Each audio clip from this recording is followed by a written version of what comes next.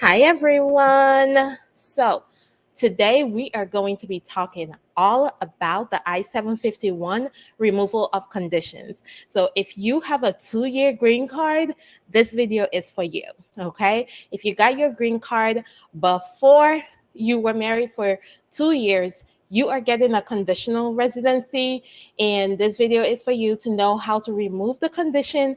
And I will be answering all the frequently asked questions that I receive all the time. Okay. And then I will also be talking about how you can remove your condition even if you are no longer in a relationship with your spouse, right? So even if you got a divorce, even if you're separated, there are waivers available. So I will be talking about that as well. If this is your first time here, hi, I am Attorney Lilian. I am a U.S. immigration lawyer, and I help my clients get green cards and citizenships for themselves and their families using the U.S. immigration law system. If you want to join my community of informed immigrants, go ahead and hit the subscribe button. And if you would like to know if your removal of conditions, if you need a waiver, any of that, feel free to reach out to me. And you can do that by going to my website, lilylegal.com, or by calling my office at 508-443-1788. So let's jump right in.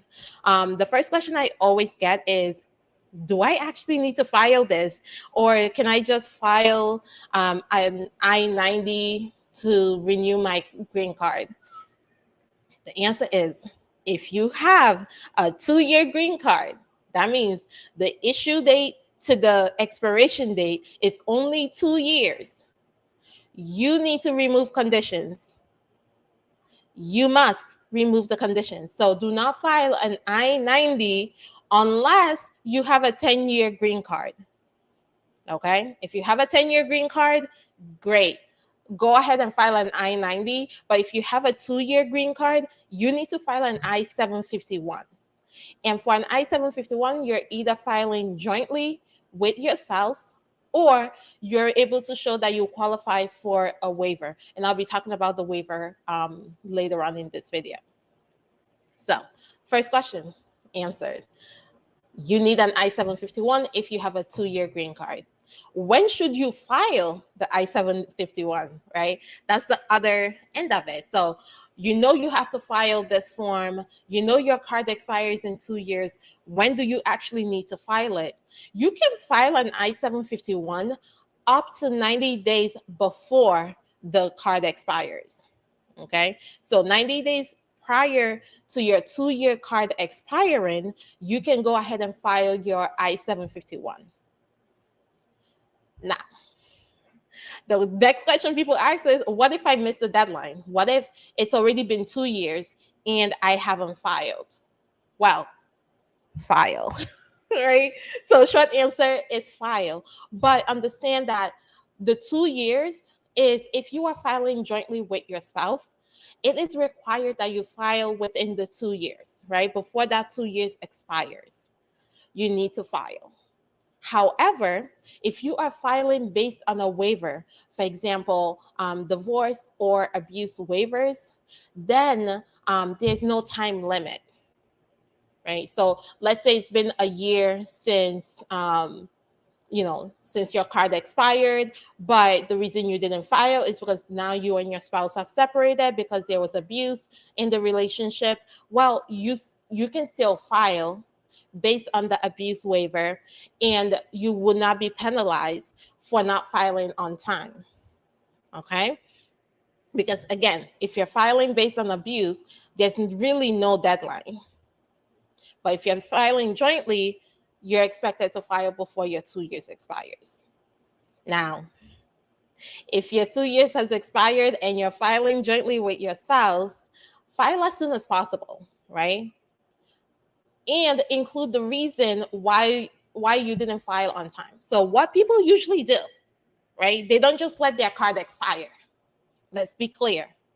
People usually go and file an I-90 instead of an I-751. and they're waiting for the I-90 to be approved, sometimes it takes like 2 years to get a decision on an I-90. So they're sitting there, they filed before the 2-year card expired, and they're sitting there waiting for the I-90 to be approved, for them to get their 10-year card. And the whole time they should have filed an I-751. Well, that's a good reason, right? That's a documented reason for why you didn't file your I-751 on time.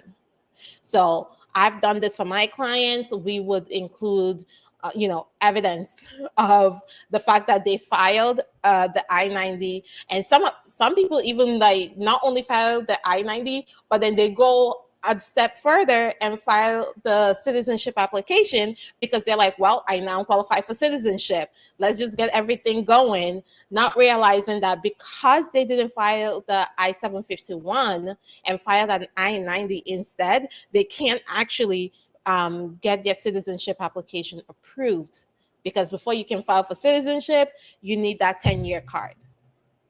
Okay. So it's so important that you not only file on time, but you are filing the right form. All right. I'm just going to be repeating this throughout. If you have a 2-year green card, you should be applying to remove the condition, and the form for that is an I-751, not an I-90. Okay. So that's the question. I have a list, so bear with me. Now, who can file the I-90? Like I said, anyone with a 2-year green card that is about to expire, you should be filing that before your 2 years. You can either file jointly with your spouse, basically saying, yes, we're still married. Yes, we're still in a relationship. This is documentation of our relationship. And basically, you and your spouse will sign the I-751. If your spouse doesn't sign the I-751, or if you are no longer in a relationship with the spouse that you got your green card through, then you have the option of filing based on abuse or based on divorce. And in those situations where you're filing based on a waiver, you do not need your spouse to sign the forms. Okay? When you are filing based on a waiver, your spouse does not need to sign the forms. But if you are filing based on your joint marriage, that you two are still in a relationship, then yes, your spouse does need to sign the forms. Okay, do not miss that step. Because that is a required step. So you are not the only one. If you're filing jointly, it's not just your signature that's required. Your spouse's signature is also required. All right. What documents do you need to file? Right. So basically, USCIS wants to know that since the time you got your green card, right? Since the time either they approved it without an interview or you had an interview, since that time, what have you done to show that you are in a marital relationship, right? So typically, before people file for their green card, they may not have a social security number, so they don't have bank statements, they don't have bank statements, they're not able to file taxes, all of that, right? But now you have your green card, you have your social security number. Now you have to show all the things. So if you didn't have a bank statement because you said that, oh, I didn't have a social security number, so we couldn't open an account together, fine. But it's been 2 years. You have your green card for 2 years. Why haven't you gotten a joint bank account? Why haven't you filed taxes jointly, or at least married filing separately at a minimum? Right? So they want documentation of your life together. So if since the time you got your green card, you've entered into a new lease, you bought a house, you had children, you have your joint bank account, you have filed taxes together, you have traveled together, all those things you should be documenting. So basically, provide as much proof of your relationship as possible. Now, for people that their marriage ended in divorce before the 2 years was up, you still have to show proof that your marriage, that you two invested in your marriage. It's just that it didn't work out, right? So again, the same type of documentation, filing taxes together, showing that you lived together until you two separated and eventually filed for divorce, showing that basically the divorce certificate, right? Proving that you're actually divorced, proving that you did share a life together before the divorce, that you didn't just get your 2-year green card and divorce your spouse, right? If that's you, I'm sorry, that's going to be a problem, right? When you have your 2-year green card, it's expected that you are building a life with your spouse. So when when it's time to remove the conditions, you need to still, even if you're filing based on a waiver, right? Not only do you have to prove the waiver, you have to still prove that you and your spouse were trying to build a life together.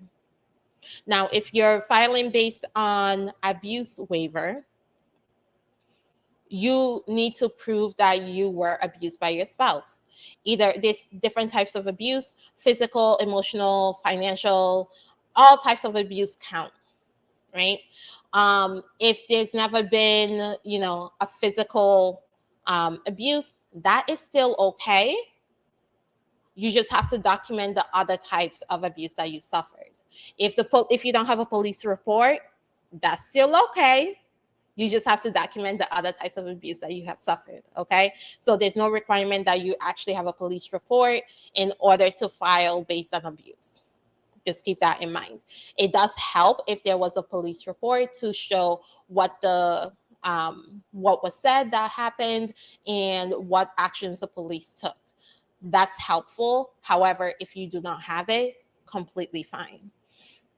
So remember, you have to provide documentation that your marriage, from the time you got your green card, that you two continue to build a life together.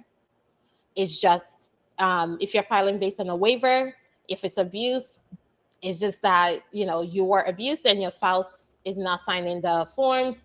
If it's divorce, you got divorced, your spouse is not signing the forms. However, if you two are still together, still happily married and building a life together, your spouse signs the forms, you provide documentation that you two are still living together, still building a life together, and then give it to the officer to make the decisions, okay? Now, when there has been abuse or a divorce, so I'll give you an example of a time that a client really thought that he was not going to be approved because not only was there a divorce, but there was a restraining order against them, right? And basically, he went in thinking that the officer is going to see the restraining order and not approve it. When it comes to the I-751, the only thing the officer is trying to establish is that you and your spouse continue to have a marital relationship. That's it. They're not making a judgment call on whether you deserve for your 2-year, for the condition to be removed, right? There's no deserve. Can you show, documented, that you and your spouse continue to build a life together, presented yourself as married couple, but it just so happens that it ended in divorce, right? If that's the situation, like this client, we were able to get them approved even with a restraining order. And matter of fact, the officers saw the restraining orders as evidence of the relationship, right? So just keep that in mind as you're going through this process. Do not count yourself out, especially if your spouse is not willing to sign the forms. Please talk to an immigration lawyer first before you just decide not to file an I-751, because that would have been detrimental to this client if they didn't go ahead and file. Now they have their 10-year green card. Okay, so it's really important that you make sure that you follow through and file Also keeping in mind that you need to provide all those documents to prove that you continued to build a life with your spouse. So the next question that I get is, how long does it take for USCIS to process an I-751? This is the question everyone has, and unfortunately, it is taking forever and a half, okay?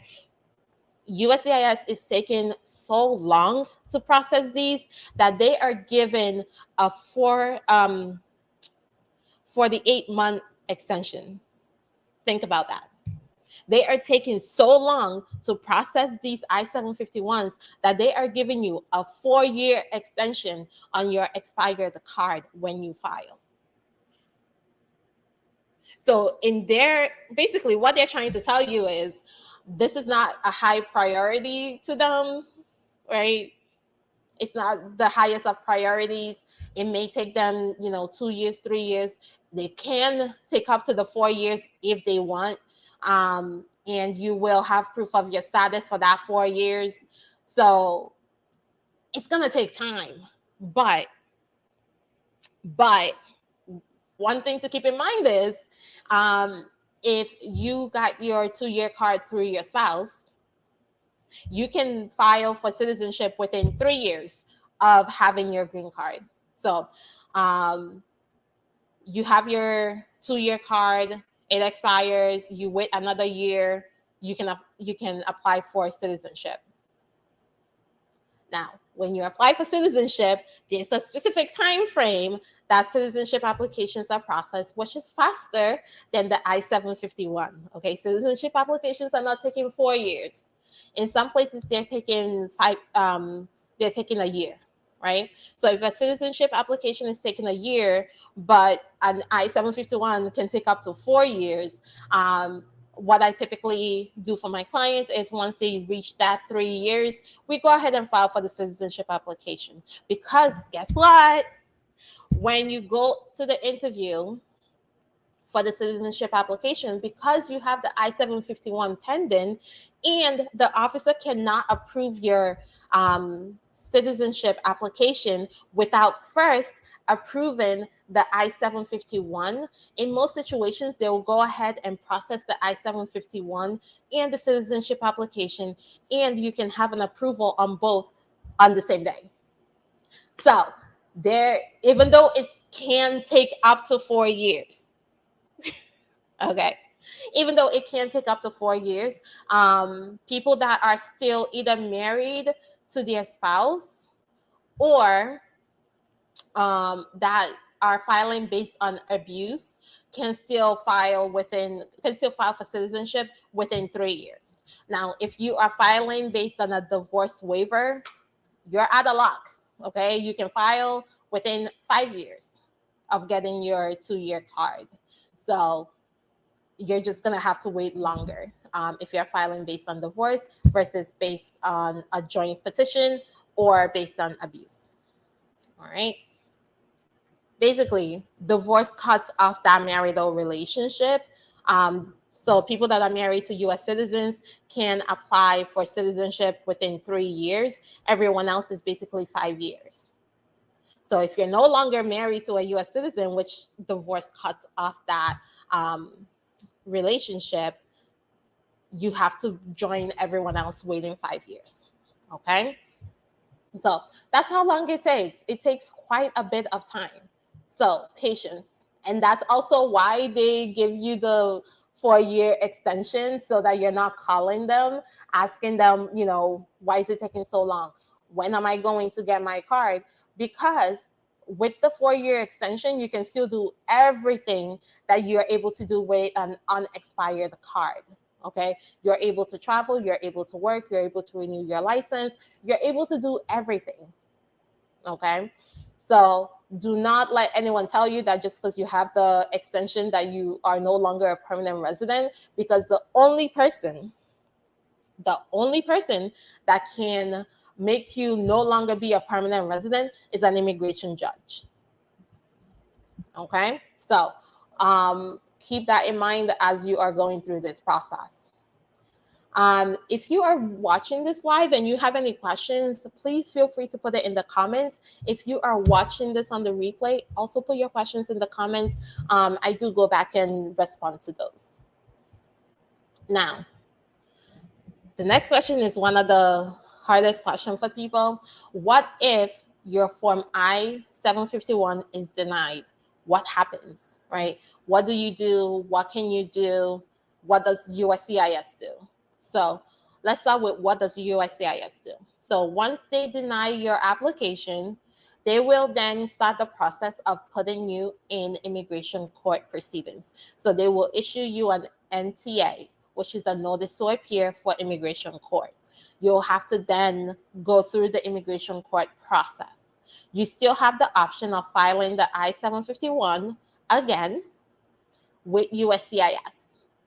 You also have the option of having the immigration judge review the I-751 application and make a decision on it as well.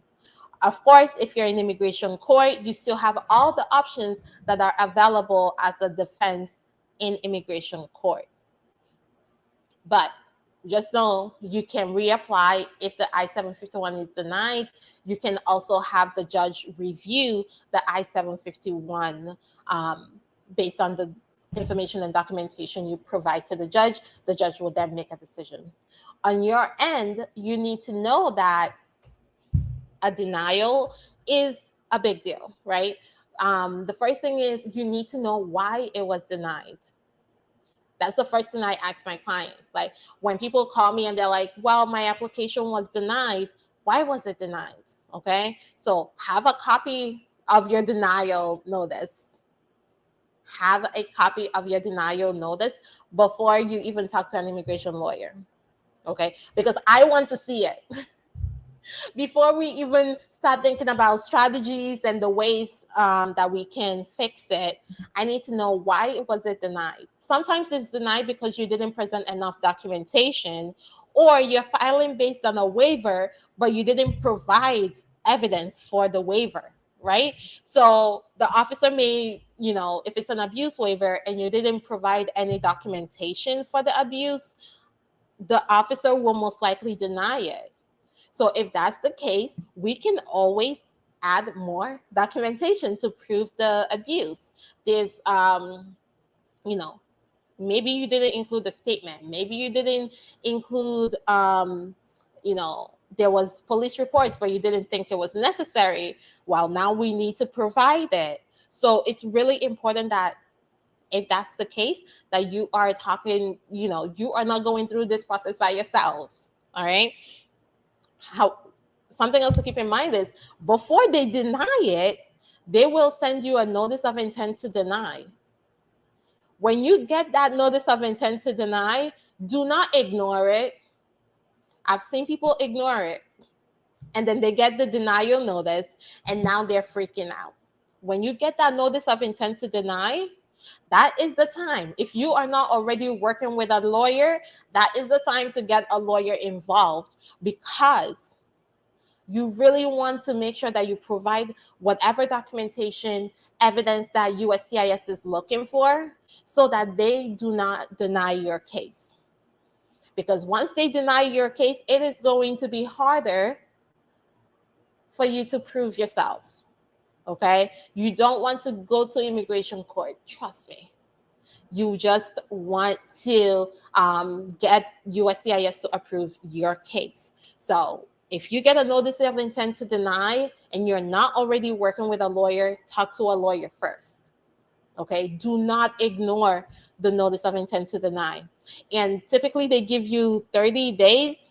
Please don't wait till day 28 to talk to a lawyer. Please don't. Because again, I have seen that as well. So if you get a notice of intent to deny, they give you 30 days. The day you get that in the mail is the day that you start talking to a lawyer about it, okay? Because you need enough time to see what documents you need to provide and make sure you have enough time to get the documents, all right? And of course, you want to respond on time because, again, there's a deadline to respond. If you respond after the deadline, the officer can still choose to look at the evidence that you presented after the deadline, or they can just choose not to look at it at all and deny your case. So really, the deadline is the deadline. That's what I tell all my clients. The deadline is the deadline because the officer has no obligation to look at anything they receive after the deadline. Zero obligation to look at it. So please pay attention to the deadline. So that's what you would do if you get a denial. You may end up in immigration court. You can apply, reapply for the I-751. The judge can review the I-751 and make a decision on it. And of course, everything that's available to you in immigration court would be available to you. All right. So 1 second, I see a question. Why does the I-751 take so long? And USCIS said they will be processing in 8 months. I'm not sure. I'm not sure where, I'm sorry, 6 months. I'm not sure where you saw the 6 months, but the normal processing time is well over 2 years for I-751. So I'm not sure where they told you the 6 months, but the normal processing time is well over 2 years. And because it's over 2 years, that's why they started off giving a 12-month extension, then they switched to a 2-year extension. Now they finally landed at a 4-year extension because some of them are taking that long. So that's really 6 months is not really a reasonable time frame for I-751s. Are some approved within that time? Sure. But not usual. That's not the usual that you will see. But again, really, you can always check the processing time on the USCIS website. They do provide those, so you can see what the processing time is for your service center specifically, but do not believe the 6 months, all right? Once they started sending out the 4-year extensions, I knew it was they were gonna add more time to how long it takes to process an I-751. So I'm sorry, but that's just the reality right now that we're dealing with. Okay, and then common mistakes to avoid. 1, not including evidence of your relationship. So do not just file the form. Filing just the form doesn't tell USCIS anything other than you and your spouse signed the forms. Provide evidence of your relationship. Okay, provide evidence of your relationship. That's just what it, if you're not providing evidence of your relationship, whether you're filing jointly with your spouse, you're filing based on a waiver, you still have to provide evidence of your relationship. Okay. Antonio, I know. We have the same questions. Why is it taking so long? Because it shouldn't, right? It shouldn't. I have come to the conclusion. This, of course, is not based on any data, but I have come to the conclusion that USCIS is not making an I-751 a priority because technically you already have a permanent residency. And by giving you the 48-month extension, they're basically saying, well, you have, 4 years extension and you can still do everything that you can as a permanent resident, right? There's really no difference between you before your 2-year expired and you today. It's just you're waiting for them to process the 10-year card, okay? So that's how they see it. They are, making a priority for people that don't have a green card, right? The people that are just starting the process that you have already completed. So people that are just waiting to get their 2-year, they are making those a priority. And then people that are applying for a 751, you are a green card holder, right? You are already a resident of the US. You have all the rights of a resident of the US. You are able to travel, you are able to work, you are able to renew your license, you're able to do everything. But the only thing you can't do is have that card that has the 10 years on it. If you, okay, Antonio, I think you're joining us late. But he says, but like this, you can't do the citizenship, right? Wrong, right? If you are filing for citizenship and you are married to a US citizen, you can file for citizenship within 3 years. So that's 3 years of you getting your 2-year card, not 3 years of you getting the 10-year card. So I think that's a mistake people make there. So yes, you can still file for citizenship and you start counting the 3 years from the time you got your 2-year card. You're not waiting for USCIS to approve your 10-year card before you start counting the 3 years before you can apply for citizenship. No. Like I said, as a green card holder, even if it's a conditional residency, you are still a lawful resident of the US. The same rules apply to you that apply to someone that has a 10-year card. So that's what they are looking for there. So as long as you and your spouse file jointly for your I-751 and you are still maintaining a marital relationship, you can file within 3 years of when your 2-year card was approved for citizenship. Okay? So, but if you're filing the I-751 based on divorce waiver, you have to wait for you have to wait for 5 years. But that 5 years is still from the time that you got your 2-year card. Okay? So instead of getting applying for citizenship in 3 years from the time you got your 2-year card, if you're filing the I-751 based on divorce, you will be filing 5 years from the time you got your 2-year card. So you don't have to wait. You can still file. Okay. Anne Marie is asking, for a household of 5, including 2 beneficiaries, what is a suitable household income of the sponsor? So USCIS actually has a schedule that tells you exactly what income you need to have. So I can actually put that in the comments so that you'll be able to go on the website and see exactly what they are looking at for that. Okay, so they have specific numbers for each household size. Okay, so they have specific numbers for each household size. So I'm just gonna go ahead and put that in the comments, and you can look at the guideline and see based on your household size. Remember, your household size includes whoever you're sponsoring, not just your current household size, but it also includes the person that you are sponsoring. And you can look at the household size and you can see the income level. So there's 2 income levels that you'll see. There's the 100% and the 125%.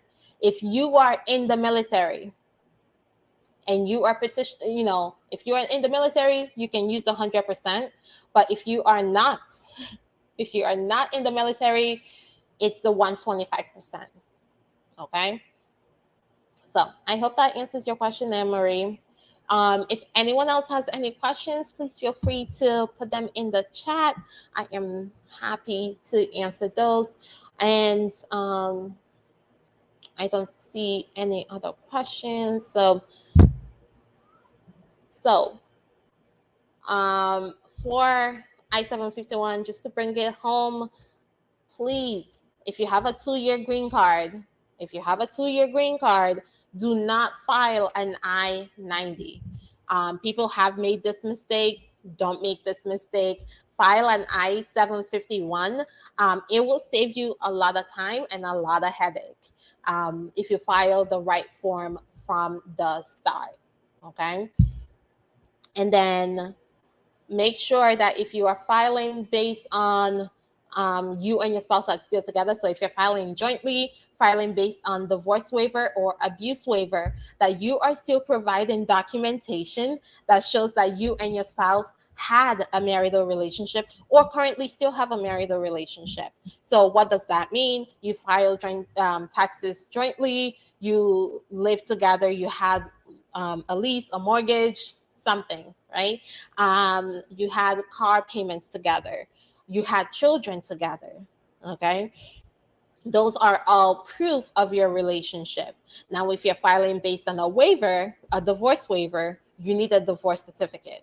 If you're filing based on abuse waiver, you need evidence of the abuse. And that can take the form of a statement, a police report, a psychological evaluation, restraining orders, all those things, okay?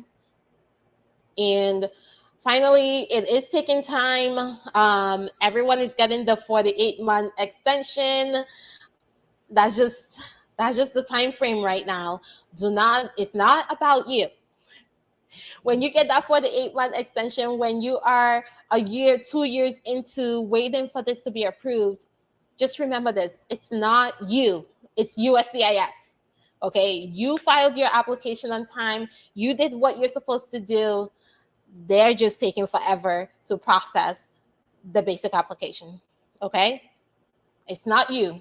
You did nothing wrong. It's USCIS. If you want to apply for citizenship, remember, if you are still in a marital relationship with your spouse, or if you're filing the I-751 based on abuse, you can apply for the citizenship within 3 years of when you got your 2-year card. If you're filing based on divorce, you can file for citizenship within 5 years of when you got your 2-year card. Okay, so do not think that you're not able to apply for citizenship. When you meet the requirement, you can apply for citizenship, even if the I-751 is still pending. Okay, you can apply for citizenship once you meet the requirements, even if the I-751 is still pending. So keep all of that in mind. And as always, feel free to like, share, and subscribe. And that is all I have for you today. Thank you so much for taking the time and listening. I hope you got a lot out of this. Thank you to those that asked questions. If you do have questions that come up, please go ahead and put them in the comments. And as always, if you would like to schedule a private consultation with me where we can discuss your I-751 and see what options are available to you, please feel free to reach out. You can schedule a consultation by going to my website, lilylegal.com, or by calling my office at 508-443-1788. We just schedule a strategy session to figure out the best options for you. And as always, I am Lilian Chukura. I am a U.S. immigration lawyer, and I help my clients get citizenship and green cards for themselves and their families using the U.S. immigration law system. Thank you, and have a great rest of